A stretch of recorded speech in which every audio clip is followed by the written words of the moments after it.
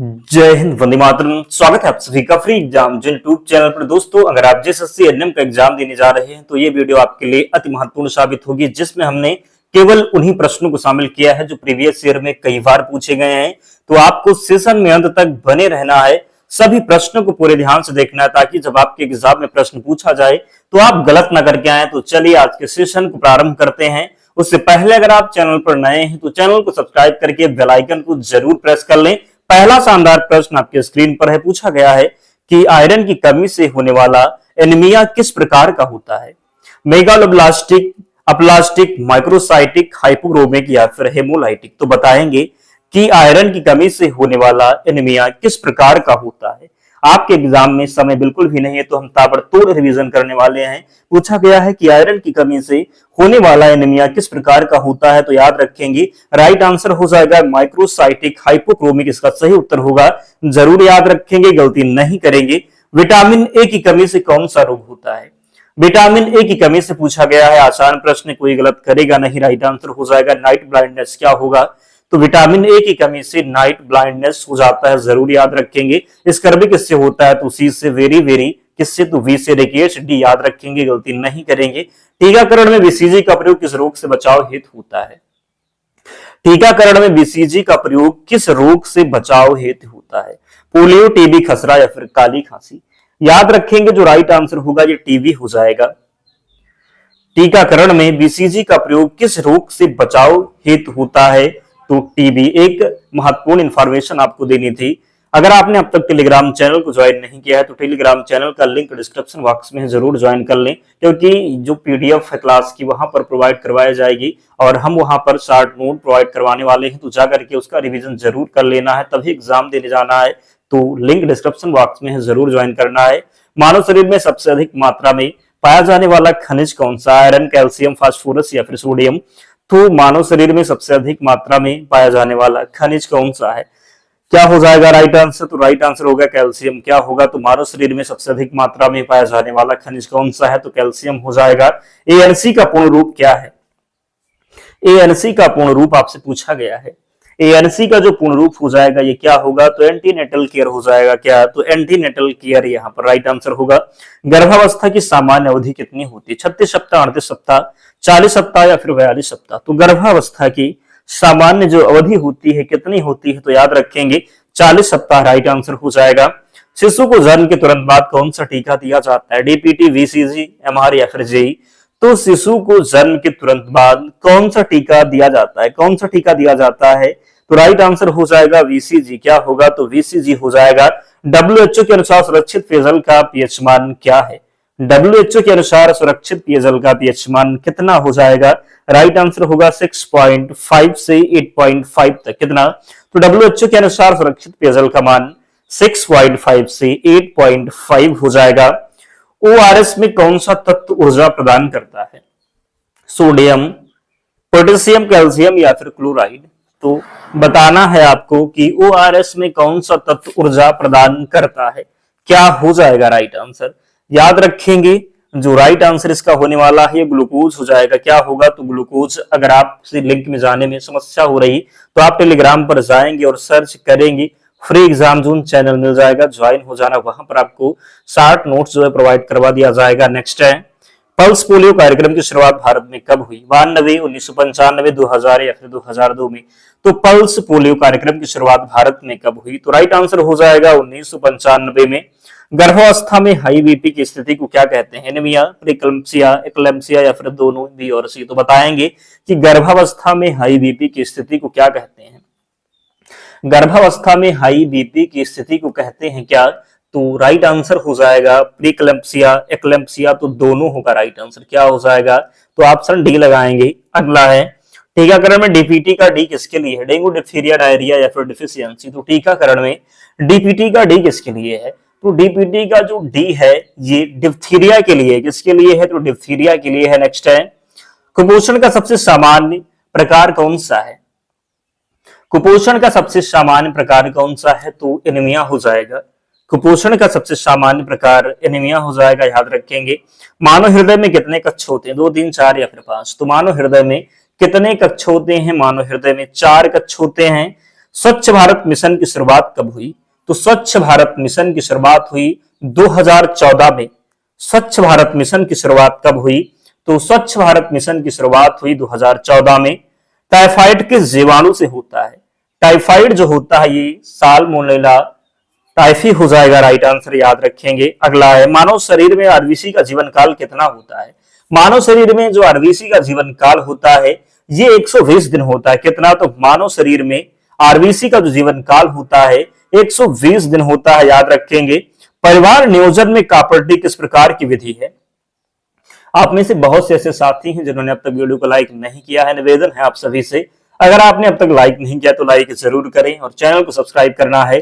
अगर आप कहेंगे तो एक मैराथन आपके एग्जाम से पहले हम करवा देंगे, लेकिन अगर आपका कमेंट मिलता है तो परिवार नियोजन में कापर्डी किस प्रकार की विधि? हार्मोनल, प्राकृतिक, यांत्रिक या फिर शल्य? तो परिवार नियोजन में कापर्डी किस प्रकार की विधि है? परिवार नियोजन में कापर्डी जो है ये यांत्रिक विधि है। क्या? तो यांत्रिक विधि हो जाएगा। एचआईवी वायरस किस प्रकार की कोशिकाओं को प्रभावित करता है?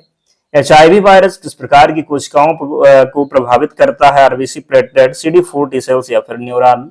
तो एचआईवी वायरस किस प्रकार की कोशिकाओं को प्रभावित करता है? याद रखेंगे CD4 टी सेल्स हो जाएगा।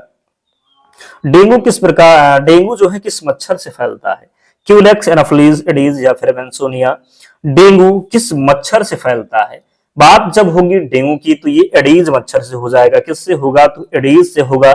नवजात शिशु का सामान्य वजन कितना होता है? नवजात शिशु का जो सामान्य वजन होता है ये 2.5 से 3 kg हो जाएगा। नवजात शिशु का सामान्य वजन कितना होता है? तो 2.5 से 3 kg। नेक्स्ट है, विटामिन सी का रासायनिक नाम क्या है? रेटिनॉल, एस्कॉर्बिक एसिड, कैल्सीफेरॉल या फिर थायमिन? तो विटामिन सी का रासायनिक नाम बताना है आपको, क्या होगा? विटामिन सी का रासायनिक नाम हो जाएगा एस्कॉर्बिक एसिड। विटामिन सी का रासायनिक नाम एस्कॉर्बिक एसिड होगा। भारत में मातृ मृत्यु दर मापी जाती है। भारत में मातृ मृत्यु दर जो मापी जाती है ये मापी जाती है कितना? तो याद रखेंगे कितना हो जाएगा? जल्दी से कमेंट कीजिए और बताइए।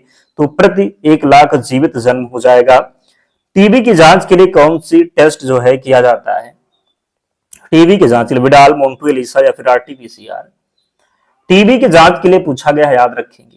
टीबी की जांच के लिए कौन सा टेस्ट किया जाता है? मोंटू हो जाएगा। नेक्स्ट है, मानव शरीर में इंसुलिन का स्राव किस ग्रंथि से होता है? मानव शरीर में इंसुलिन का स्राव किस ग्रंथि से होता है? थायराइड, पिट्यूटरी, अग्न्याशय या फिर एड्रिनल? मानव शरीर में जो इंसुलिन का स्राव होता है ये किस ग्रंथि से होता है? तो ये अग्न्याशय से होता है। किससे होता है? तो मानव शरीर में इंसुलिन का स्राव अग्न्याशय से होता है, याद रखेंगे। खसरा रोग किस प्रकार के वायरस से होता है? DNA virus, RNA virus, bacteria या फिर फंगस? तो खसरा रोग किस प्रकार के वायरस से होता है?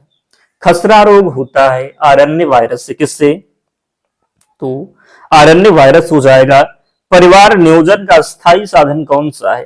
कंडोम, कापर्डी, नसबंदी या फिर पिल्स? तो परिवार नियोजन का स्थायी साधन पूछा गया है। परिवार नियोजन का स्थायी साधन नसबंदी हो जाएगा। क्या होगा? तो नसबंदी होगा। सुरक्षित प्रसव के लिए प्रशिक्षित व्यक्ति को क्या कहा जाता है? ANM, टीवी, आशा या फिर स्टाफ नर्स? सुरक्षित प्रसव के लिए प्रशिक्षित व्यक्ति को क्या कहा जाता है?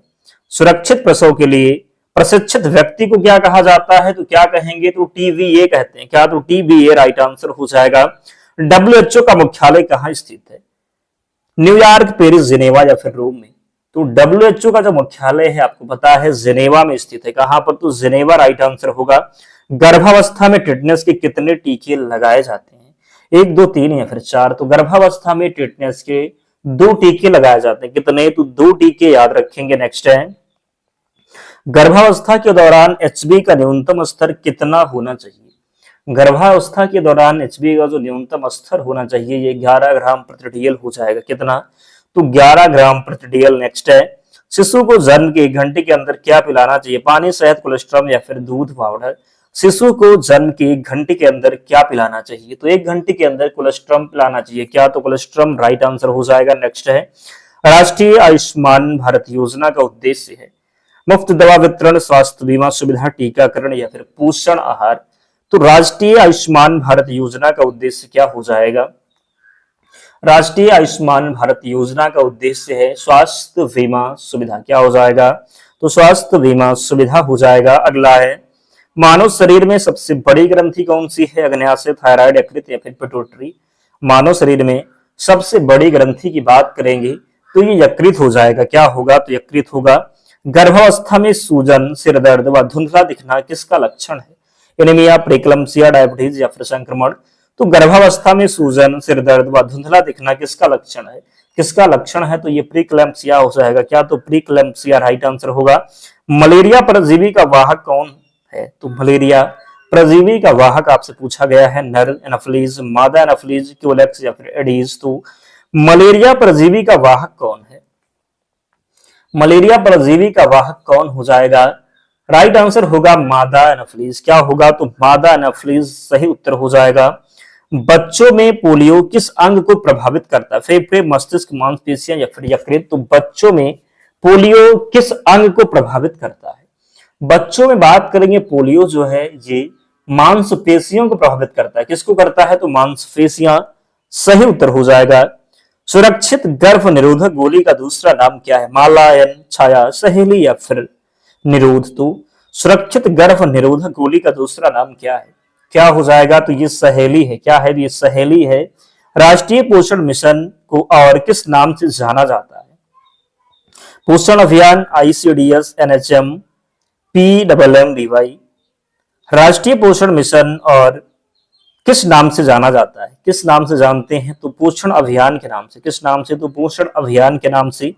मानव शरीर में रक्त का पीएच मान कितना होता है? 7.4 होता है। आपको पता है अगर 7 रहता है तो क्या होता है? तो उदासीन होता है। क्या होता है? 7 पर उदासीन। 7 के नीचे रहता है तो क्या रहता है? तो अम्लीय होता है। और 7 के जब ऊपर जाएगा तो क्या हो जाएगा? तो क्षारीय होगा। तो याद रखेंगे 7.4 है किसका? तो रक्त का। तो ये क्या है? तो ये क्षारीय है। शिशु में जन्म के बाद पहला मल क्या कहलाता है? फीकल मैटर, मेकोनियम, लैक्टोज या फिर प्लाज्मा। शिशु में जन्म के बाद पहला मल क्या कहलाता है? शिशु में बात करेंगे कि शिशु में जन्म के बाद पहला मल जो कहलाता है ये मेकोनियम कहलाता है। क्या? तो मेकोनियम कहलाता है। काली खांसी, होपिंग कॉफ जिसको कहते हैं आप, किससे होती है? वायरस, बैक्टीरिया, फंगस या फिर प्रोटोजोआ। काली खांसी पूछा गया है। काली खांसी की बात करेंगे तो ये बैक्टीरिया से होता है। किससे? तो काली खांसी बैक्टीरिया हो जाएगा राइट आंसर। राष्ट्रीय स्वास्थ्य मिशन की शुरुआत कब हुई? राष्ट्रीय स्वास्थ्य मिशन की शुरुआत हुई कब? तो राष्ट्रीय स्वास्थ्य मिशन की शुरुआत पूछा गया है तो 2005 में। कब? तो राइट आंसर होगा 2005 में। एचआईवी की पुष्टि के लिए कौन सा टेस्ट किया जाता है? विडाल, एलिसा, मोंटू या फिर सीबीसी। तो एचआईवी पुष्टि के लिए कौन सा टेस्ट किया जाता है? एचआईवी पुष्टि के लिए एलिसा किया जाता है। क्या किया जाता है? तो एचआईवी की पुष्टि के लिए एलिसा टेस्ट किया जाता है। बच्चों में रिकेट्स किस विटामिन की कमी से होता है? विटामिन ए, बी, सी या फिर डी। हमने बताया है आपको। विटामिन डी की बात करेंगे तो विटामिन डी की कमी से क्या होता है? रिकेट्स होता है। विटामिन डी की कमी से रिकेट्स, सी की कमी से स्कर्वी हो जाएगा और बी की कमी से वेरी वेरी हो जाएगा और ए की कमी से रतौंधी हो जाएगा। तो याद रखेंगे, गलती नहीं करेंगे। सामान्य वयस्क व्यक्ति की नाड़ी दर कितनी होती है? सामान्य वयस्क व्यक्ति की नाड़ी दर की बात करेंगे तो इसका जो नाड़ी दर होगा ये कितना होगा? तो राइट आंसर हो जाएगा कितना? तो 60 से 100 प्रति मिनट हो जाएगा। सुरक्षित पेयजल में क्लोरीन की मात्रा कितनी होनी चाहिए? सुरक्षित पेयजल में क्लोरीन की मात्रा की बात करेंगे कितनी होनी चाहिए आपको बताना। कितनी? तो 0.5 mg प्रति लीटर हो जाएगा। कितना होगा? तो 0.5 हो जाएगा। सुरक्षित पेयजल में क्लोरीन की मात्रा 0.5 लगाएंगे। आगे बढ़ेंगे। आयरन की गोली गर्भवती महिलाओं को कब दी जाती है? आयरन की गोली गर्भवती महिलाओं को कब से दी जाती है? 1 माह, 2 माह, 4 माह या फिर 6 माह। आयरन की गोली गर्भवती महिला को कब से दी जाती है? कब से दी जाती है? तो 4 माह से। कब से? तो याद रखेंगे आयरन की गोली गर्भवती महिला को कब से दी जाती है? 4 माह राइट आंसर होगा। मानव शरीर में प्लेटलेट्स का क्या कार्य है? ऑक्सीजन ढोना, संक्रमण से बचाव, रक्त का थक्का जमाना, पोषण देना। तो मानव शरीर में प्लेटलेट्स का जो कार्य है रक्त का थक्का जमाना। क्या हो जाएगा? तो रक्त का थक्का जमाना। राष्ट्रीय टीकाकरण दिवस किसके लिए मनाया जाता है? राष्ट्रीय टीकाकरण दिवस मनाया जाता है किसके लिए? टीबी, खसरा, पोलियो या फिर हेपेटाइटिस? तो याद रखेंगे सही उत्तर होगा पोलियो। कितना? तो राष्ट्रीय टीकाकरण दिवस मनाया जाता है किसके लिए? तो पोलियो के लिए। दोस्तों आज हम 50 प्रश्न ही करवाने वाले हैं। आगे के जो प्रश्न हैं हम आपको पीडीएफ में प्रोवाइड करवा देंगे। चैनल का जो टेलीग्राम चैनल का लिंक डिस्क्रिप्शन बॉक्स में है, या फिर आप टेलीग्राम पर जाएंगे और सर्च करेंगे फ्री एग्जाम जोन, आपको चैनल मिल जाएगा, ज्वाइन हो जाना। वहां पर आपको पीडीएफ मिल जाएगी। और आप में से जिन्होंने अब तक वीडियो को लाइक नहीं किया है, लाइक करके ही जाना है, चैनल को जरूर सब्सक्राइब करना है। तो मिलते हैं नेक्स्ट वीडियो में, तब तक पढ़ते रहिए, ध्यान रखिए अपना, स्वस्थ सुरक्षित रहिए। जय हिंद।